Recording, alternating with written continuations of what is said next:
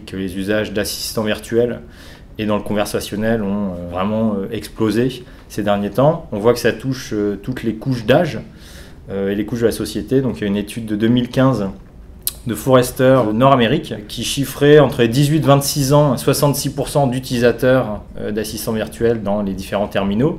Et même chez les 60 ans et plus, on avait 40% d'usage. Donc on voit que c'est des usages quand même maintenant ancrés. Comscore prédit que d'ici 2020, on aura 50% de la recherche qui sera vocale.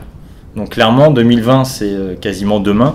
Donc comment aujourd'hui, qu'est-ce qu'on met en place pour y faire face et répondre à ces enjeux, parce que derrière, il y a des enjeux de marketing, de positionnement de marque, d'accessibilité de communication avec l'internaute et le consommateur potentiel.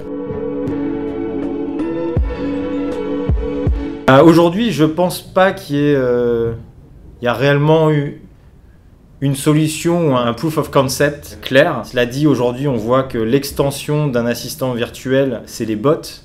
Les bots étant un peu le bras armé qui vont exécuter la dernière commande de l'assistant virtuel. Donc l'assistant virtuel fait la conversation, il va emmagasiner ses différents signaux et ses différentes informations qu'il va après du coup envoyer à un bot pour clôturer la conversation, arriver à un achat, etc., etc.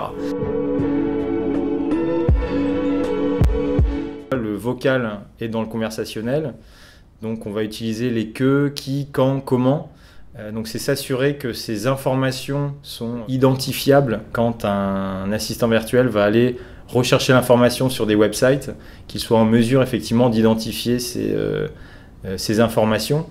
Et donc le nerf de la guerre, ça va être réellement de structurer la data, d'avoir une data fraîche sur les disponibilités de produits en magasin, donc du stock, les heures d'ouverture, les FAQ, etc., etc. Donc s'assurer qu'un assistant virtuel et qu'un bot puisse aller récupérer l'information facilement, car si ce n'est pas le cas, le website de la marque pourra peut-être passer inaperçu dans ces échanges de données.